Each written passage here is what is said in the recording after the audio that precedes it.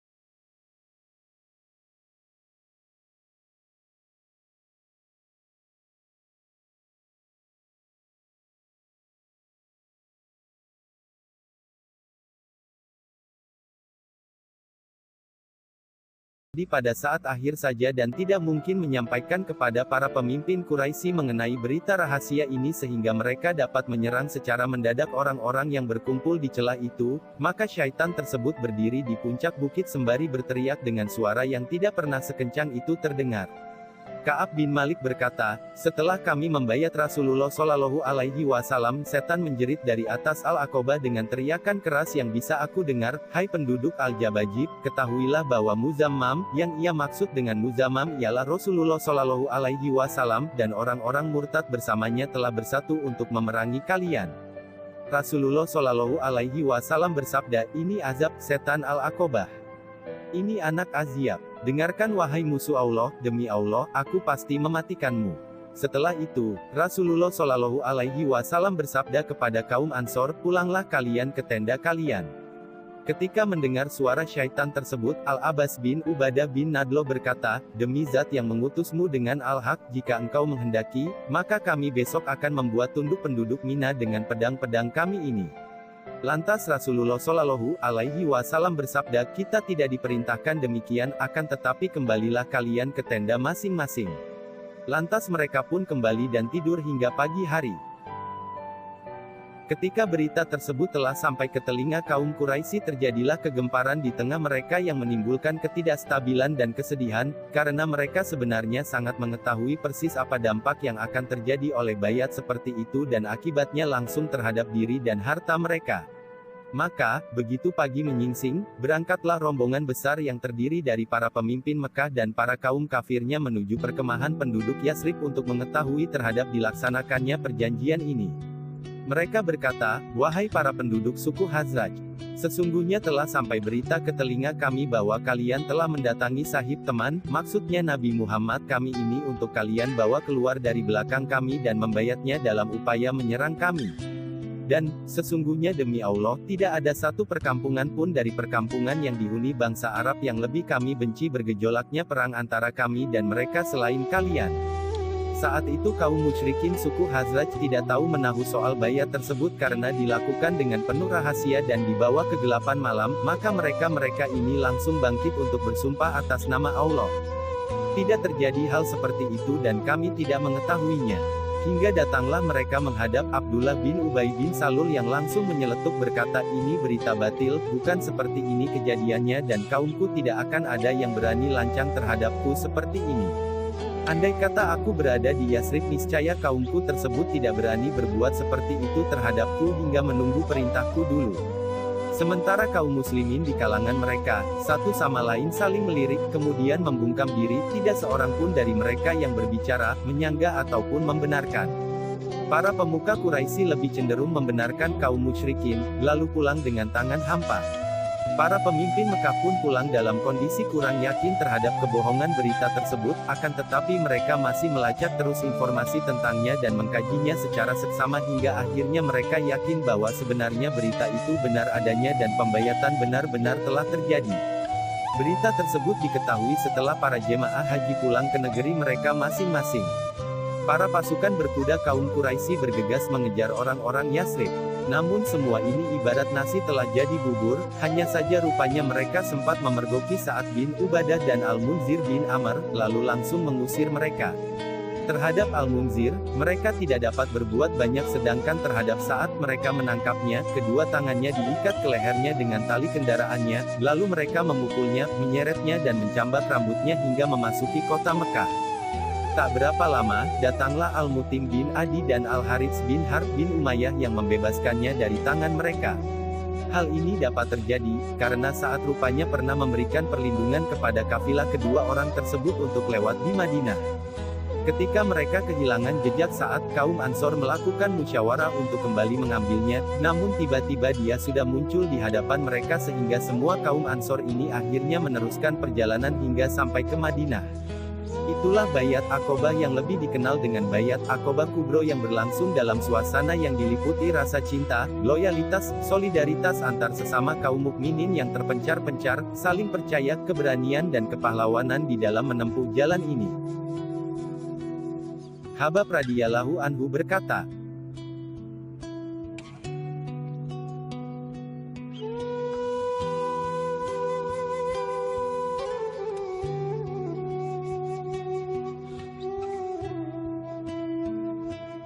Kami hijrah bersama Rasulullah Shallallahu Alaihi Wasallam untuk mencari wajah Allah, sehingga ganjaran kami benar-benar di sisi Allah. Hadits Bukhari, nomor 1276. Orang-orang musyrik mengetahui banyak sahabat Nabi Shallallahu Alaihi Wasallam yang berhijrah, mereka berkumpul di Darul Nadwah membicarakan solusi permasalahan ini. Yang dihadiri juga bersama mereka oleh iblis yang menyamar menjadi seorang pemuka Najd, sehingga mereka sepakat untuk membunuh Rasulullah Shallallahu Alaihi Wasallam dan mengikut sertakan bersama mereka sejumlah orang dari kabilah Quraisy, sehingga pada saat pertumpahan darahnya tidak mungkin Bani Hashim membuat perlawanan dan mereka pasti akan menerima diat bayaran ganti rugi. Jibril mendatangi Nabi Shallallahu Alaihi Wasallam lalu berkata kepadanya, "Malam ini, janganlah kamu, Muhammad, tidur di tempat tidur kamu." Ketika malam datang, Rasulullah Shallallahu Alaihi Wasallam memerintahkan Ali bin Abi Thalib tidur di tempat tidurnya dan melaksanakan tanggung jawab yang diberikan kepadanya. Rasulullah Shallallahu Alaihi Wasallam ingin dibunuh, padahal sebelumnya beliau adalah orang yang paling dipercayai dan bertanggung jawab sehingga mereka pernah menitipkan barang-barangnya bersama Rasulullah saat mereka pergi. Rasulullah Shallallahu Alaihi Wasallam keluar dengan membaca firman Allah Ta'ala.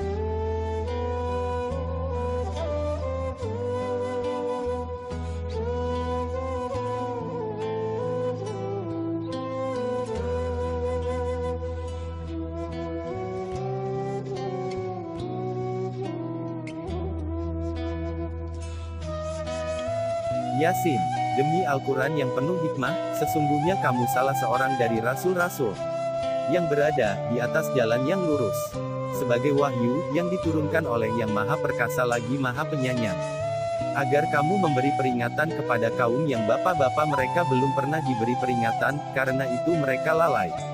Sesungguhnya telah pasti berlaku perkataan, ketentuan Allah terhadap kebanyakan mereka karena mereka tidak beriman. Sesungguhnya kami telah memasang belenggu di leher mereka, lalu tangan mereka diangkat ke dagu, maka karena itu mereka tertengadah. Dan kami adakan di hadapan mereka dinding dan di belakang mereka dinding pula, dan kami tutup mata mereka sehingga mereka tidak dapat melihat. Quran Surat Yasin 1-9. Kemudian beliau melemparkan debu ke arah orang kafir yang ada di depan pintu. Rasulullah Shallallahu Alaihi Wasallam keluar dengan leluasa. Pada peristiwa ini Allah menurunkan firman-Nya.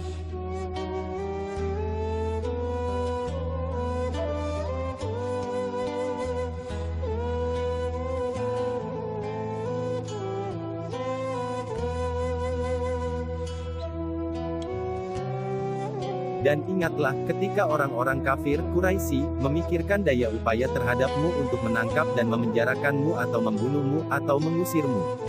Mereka memikirkan tipu daya dan Allah menggagalkan tipu daya itu.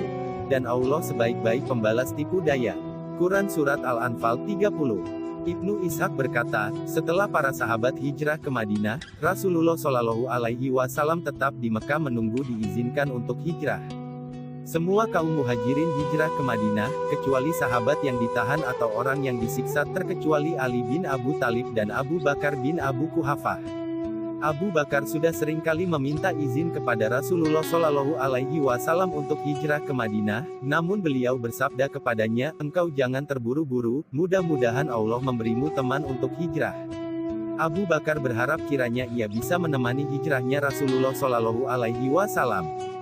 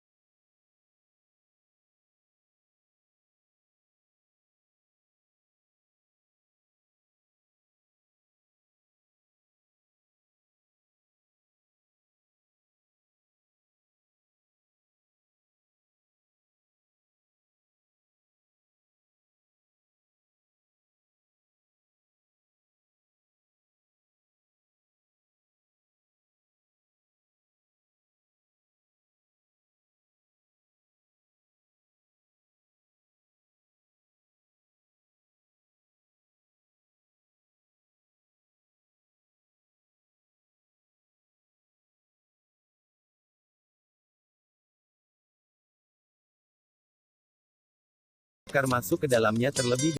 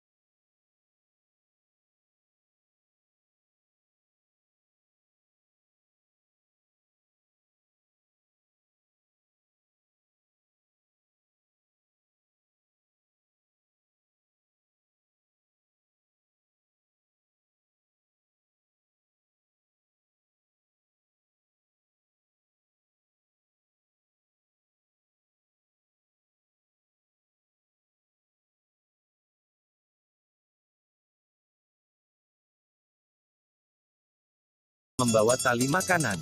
Ketika Rasulullah Shallallahu Alaihi Wasallam dan Abu Bakar telah berangkat, Asma binti Abu Bakar pergi untuk mengikat makanan bekal perjalanan, namun ia tidak mendapatkan tali, kemudian ia lepas ikat pinggangnya dan menjadikannya sebagai tali pengikat, serta ia ikat makanan tersebut dengannya. Oleh karena itu, ia dinamakan Zatu An-Nitakaini, Wamia yang mempunyai dua ikat pinggang. Ketika Abu Bakar radhiyallahu anhu mendekatkan kedua untanya kepada Rasulullah Shallallahu Alaihi Wasallam, ia berikan unta yang paling baik kepada beliau, sambil berkata, "Naiklah, ayah dan ibuku menjadi tebusan untukmu." Rasulullah Shallallahu Alaihi Wasallam bersabda, "Aku tidak akan menaiki unta yang bukan milikku." Abu Bakar berkata, "Unta tersebut untukmu wahai Rasulullah, ayah ibuku menjadi tebusan untukmu." Rasulullah Shallallahu Alaihi Wasallam bersabda, "Tidak."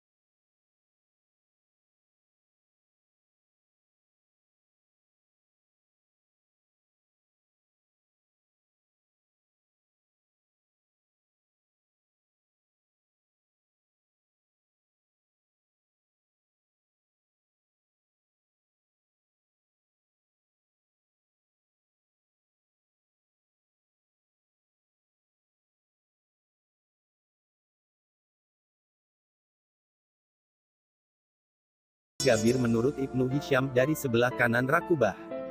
Kemudian menuruni kabilah Rim, kemudian tiba di Kuba tepatnya di Bani Amr bin Auf pada tanggal 12 Rabiul Awal, hari Senin, ketika waktu duha hampir habis dan ketika panas matahari sedang-sedang saja.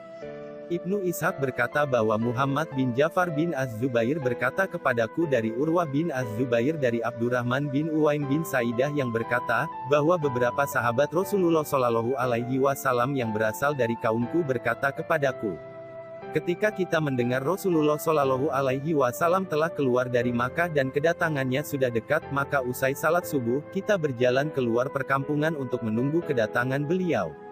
Demi Allah, kita tidak beranjak hingga terik matahari menyengat kita. Jika kita tidak menemukan tempat berteduh, kita masuk ke dalam rumah. Pada hari kedatangan Rasulullah Shallallahu Alaihi Wasallam, kita duduk seperti sebelumnya. Ketika kita tidak menemukan tempat berteduh, kita masuk ke dalam rumah kita masing-masing. Rasulullah Shallallahu Alaihi Wasallam datang ketika kita telah masuk ke dalam rumah. Orang yang pertama kali melihat kedatangan beliau adalah salah seorang dari orang-orang Yahudi. Lah pernah melihat apa yang telah kita perbuat ketika kita menunggu kedatangan beliau kepada kami. Orang Yahudi tersebut berteriak keras, "Hai Bani Kailah, kaum Ansar, ini dia kakek kalian telah datang kepada kalian." Kita segera keluar dari rumah untuk menemui Rasulullah Shallallahu Alaihi Wasallam yang ketika itu berteduh di bawah pohon kurma ditemani Abu Bakar yang seusia dengan beliau. Sebagian besar dari kita tidak pernah melihat beliau sebelum ini. Kaum Ansar pun berkerumun di sekitar Rasulullah Shallallahu Alaihi Wasallam dan mereka tidak bisa membedakan Rasulullah Shallallahu Alaihi Wasallam dengan Abu Bakar. Ketika tempat tersebut tidak lagi bisa menaungi Rasulullah Shallallahu Alaihi Wasallam, Abu Bakar berdiri dan menaungi Rasulullah Shallallahu Alaihi Wasallam dengan bajunya. Ketika itulah kita baru mengetahui Rasulullah Shallallahu Alaihi Wasallam. Rasulullah Shallallahu Alaihi Wasallam menetap di Kuba, di Bani Amr bin Auf pada hari Senin, hari Selasa, hari Rabu dan hari Kamis. Beliau membangun masjid di Kuba. Ibnu Ishaq berkata, ketika waktu salat Jumat telah tiba, Rasulullah Shallallahu Alaihi Wasallam sedang berada di Bani Salim bin Auf, kemudian beliau mengerjakannya di masjid di tengah lembah, tepatnya di lembah Ranuna. Salat Jumat tersebut merupakan salat Jumat pertama yang dikerjakan Rasulullah Shallallahu Alaihi Wasallam di Madinah. Rasulullah Shallallahu Alaihi Wasallam didatangi Uqban bin Malik dan Abbas bin Ubadah bin Natlah bersama orang-orang Bani Salim bin Auf. Mereka berkata, "Wahai Rasulullah, tinggallah di tempat kami di tempat yang banyak penduduknya, lengkap peralatan perangnya dan terlindungi." Rasulullah Shallallahu Alaihi Wasallam bersabda, "Biarkan unta ini bebas berjalan, karena ia diperintah." Mereka membiarkan unta Rasulullah Shallallahu Alaihi Wasallam berjalan. Ketika unta tersebut berada di dekat perkampungan Bani Bayadah, Rasulullah Shallallahu Alaihi Wasallam berpapasan dengan Ziyad bin Labid dan Farwah bin Amr bersama orang-orang Bani Bayadah. Mereka berkata, "Wahai Rasulullah, tinggallah di tempat kami yang banyak penduduknya, lengkap perlengkapan perangnya dan terlindungi." Rasulullah Shallallahu Alaihi Wasallam bersabda, "Biarkan unta ini berjalan semaunya, karena ia diperintah." Mereka melepas unta itu dan ia pun berjalan dan terus berjalan. Ketika unta itu berjalan melewati perkampungan Bani Saidah, Rasulullah Shallallahu Alaihi Wasallam ditemui Sa'ad bin Ubadah dan Al-Munzir bin Amr bersama orang-orang Bani Saidah. Mereka berkata, "Wahai Rasulullah, mari tinggal bersama kami di tempat yang banyak penduduknya, lengkap peralatan perangnya dan terlindungi." Rasulullah Shallallahu Alaihi Wasallam bersabda, "Biarkan unta ini berjalan, karena ia diperintah." Mereka melepas unta itu dan unta itu terus berjalan. Ketika unta itu tiba di perkampungan Bani Al-Harits bin Al-Hazraj, Rasulullah Shallallahu Alaihi Wasallam ditemui Sa'ad bin Ar-Rabi, Harijah bin Zaid dan Abdullah bin Rawahah bersama orang-orang Bani Al-Harits bin Al-Hazraj. Mereka berkata, "Wahai Rasulullah, mari tinggal bersama kami, di tempat yang banyak penduduknya, lengkap peralatan perangnya dan terlindungi." Rasulullah Shallallahu Alaihi Wasallam bersabda, "Biarkan unta ini berjalan, karena ia diperintah." Mereka melepas unta itu dan unta itu terus berjalan. Ketika unta itu melewati perkampungan Bani Adi bin An-Najjar, mereka adalah paman-paman beliau. Ibu Abdul Muthalib yang bernama Salma binti Amr berasal dari mereka. Unta itu dihadang Salid bin Qais dan Abu Salid Asirah bin Abu Harijah bersama orang-orang dari Bani Adi bin An-Najjar.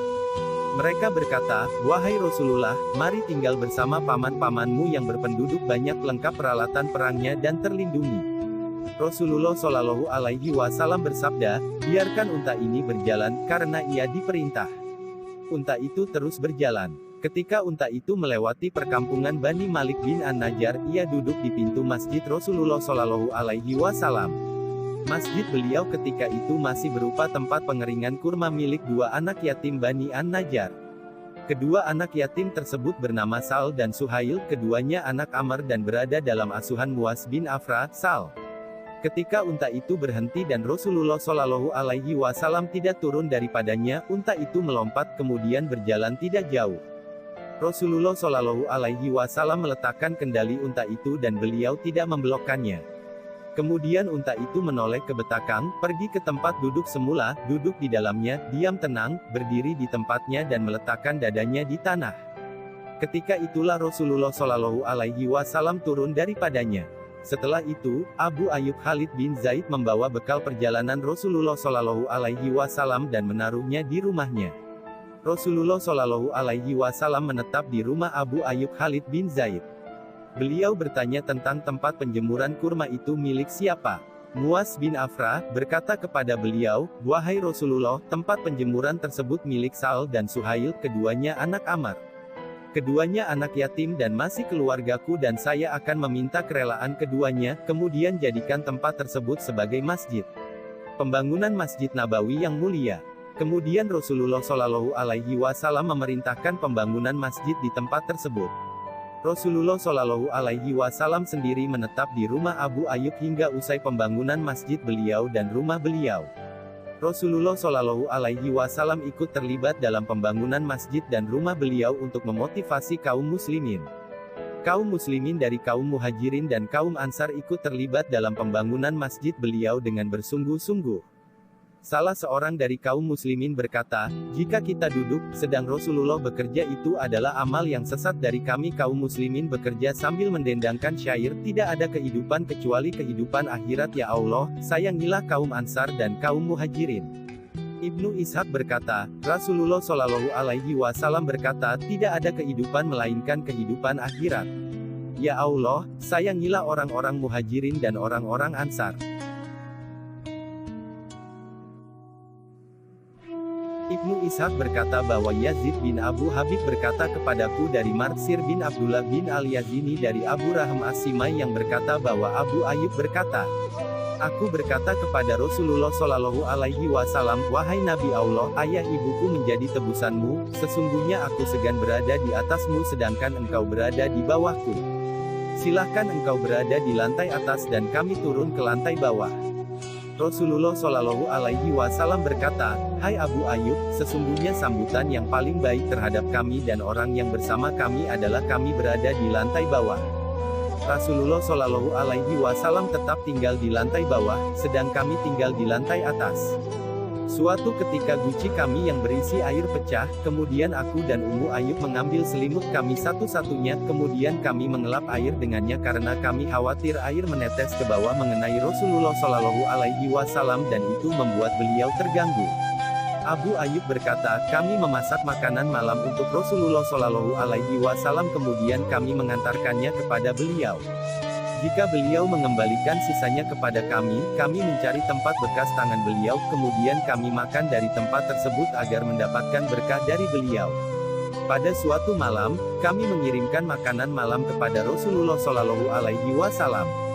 Kami memasak makanan tersebut dengan bawang merah atau bawang putih, namun beliau mengembalikannya kepada kami dan kami tidak melihat bekas tangannya di dalamnya. Aku segera datang kepada beliau dengan perasaan was-was. Aku berkata, wahai Rasulullah, ayah dan ibuku menjadi tebusanmu, engkau mengembalikan semua makanan malammu dan aku tidak melihat bekas tanganmu di dalamnya. Biasanya jika engkau mengembalikan sisa makanan kepada kami mencari bekas tempat tanganmu, kemudian kami makan daripadanya dengan harapan mendapatkan berkah di dalamnya. Rasulullah Shallallahu Alaihi Wasallam bersabda, sesungguhnya aku mendapatkan bau pohon ini dan aku orang yang banyak keringatnya. Jika kalian mau, silahkan makan makanan tersebut. Sejak saat itu, kami tidak memasak dengan pohon tersebut bawang merah atau bawang putih. Ibnu Hisham berkata bahwa Sufyan bin Uyainah berkata dari Zakaria dari Asy Sya'bi yang berkata, orang yang pertama kali membangun masjid adalah Ammar bin Yasir.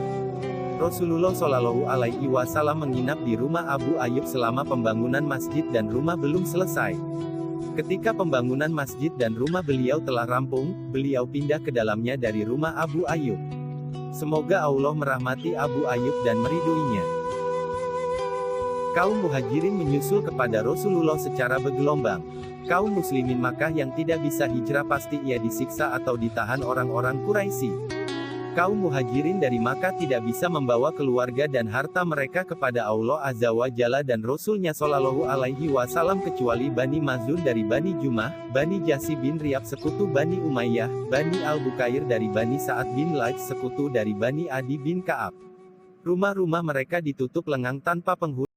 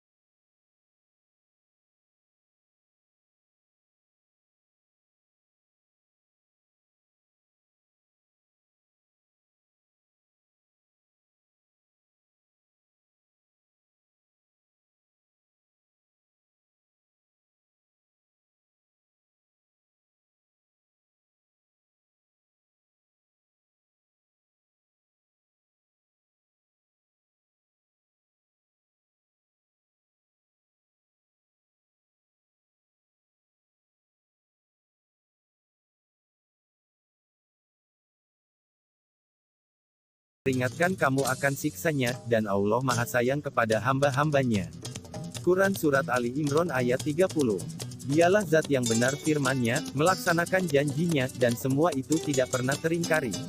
Allah berfirman, keputusan di sisiku tidak dapat diubah, dan aku sekali-kali tidak menganiaya hamba-hambaku.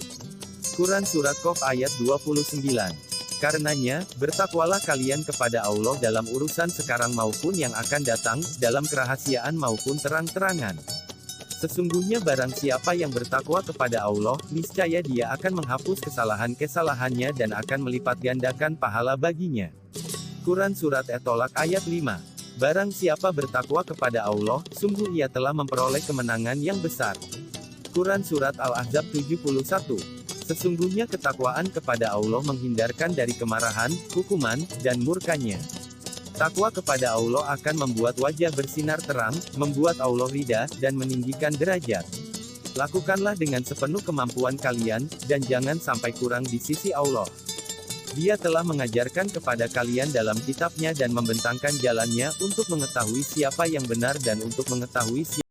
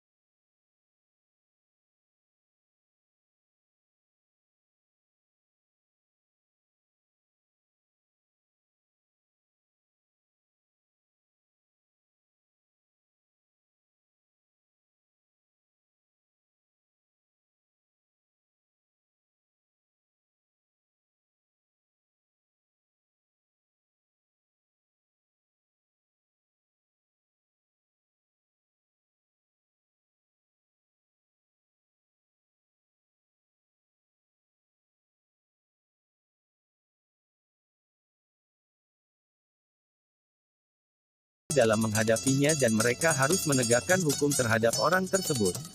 Sesungguhnya orang mukmin yang beriman kepada isi perjanjian ini, beriman kepada Allah dan beriman kepada hari akhir, haram membela pelaku bid'ah dan melindunginya. Barang siapa membela pelaku bid'ah atau melindunginya, ia mendapatkan kutukan Allah dan murkanya pada hari kiamat. Tebusan tidak boleh diambil daripadanya. Jika kalian berselisih dalam salah satu persoalan, tempat kembalinya ialah Allah Azza wa Jalla dan Muhammad Shallallahu Alaihi Wasallam. Sesungguhnya orang-orang Yahudi juga terkena kewajiban pendanaan jika mereka sama-sama diperangi musuh. Sesungguhnya orang-orang Yahudi Bani Auf satu umat bersama kaum mukminin. Bagi orang-orang Yahudi agama mereka dan bagi kaum mukminin agama mereka. Budak-budak mereka dan jiwa mereka terlindungi, kecuali orang yang berbuat zalim dan berbuat dosa. Ia tidak menghancurkan siapa-siapa selain dirinya sendiri dan keluarganya. Sesungguhnya orang-orang Yahudi Bani An-Najjar memiliki hak yang sama dengan orang-orang Yahudi Bani Auf. Sesungguhnya orang-orang Yahudi Bani Al-Harits mempunyai hak yang sama dengan hak orang-orang Yahudi Bani Auf. Sesungguhnya orang-orang Yahudi Bani Saidah mempunyai hak yang sama dengan hak orang-orang Yahudi Bani Auf. Sesungguhnya orang-orang Yahudi Bani Jusham memiliki hak yang sama dengan orang-orang Yahudi Bani Auf. Sesungguhnya orang-orang Yahudi Bani Al-Aus memiliki hak yang sama dengan hak orang-orang Yahudi Bani Auf. Sesungguhnya orang-orang Yahudi Bani Salabah memiliki hak yang sama dengan hak orang-orang Yahudi Bani Auf. Kecuali orang yang berbuat zalim dan berbuat dosa, ia tidak menghancurkan siapa-siapa selain dirinya sendiri dan keluarganya. Sesungguhnya Jafnah, salah satu kabilah dari Salabah, sama seperti mereka. Sesungguhnya orang-orang Yahudi Bani As-Sutaibah mempunyai hak yang sama dengan hak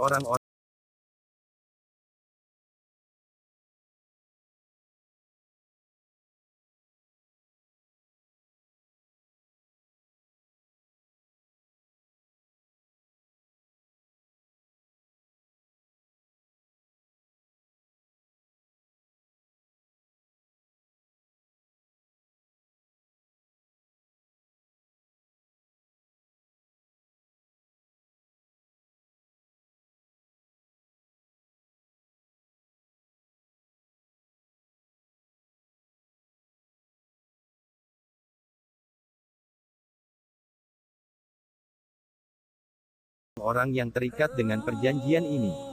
Nasihat dan kebaikan harus dijalankan di tengah-tengah mereka. Seseorang tidak boleh berbuat jahat terhadap sekutunya dan pembelaan, pertolongan, harus diberikan kepada orang yang dizalimi. Sesungguhnya orang-orang Yahudi wajib berinfak bersama kaum mukminin jika mereka diperangi musuh. Sesungguhnya Yasrib haram bagi orang yang berada dalam perjanjian ini. Sesungguhnya tetangga itu seperti jiwa, ia tidak boleh diganggu dan tidak boleh disakiti. Sesungguhnya kehormatan itu tidak boleh dilanggar kecuali atas izin pemiliknya.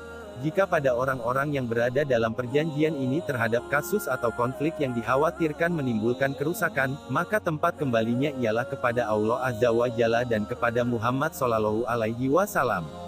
Sesungguhnya Allah sangat mampu menjaga perjanjian ini. Sesungguhnya orang-orang Quraisy tidak boleh dilindungi, begitu juga orang-orang yang menolong mereka.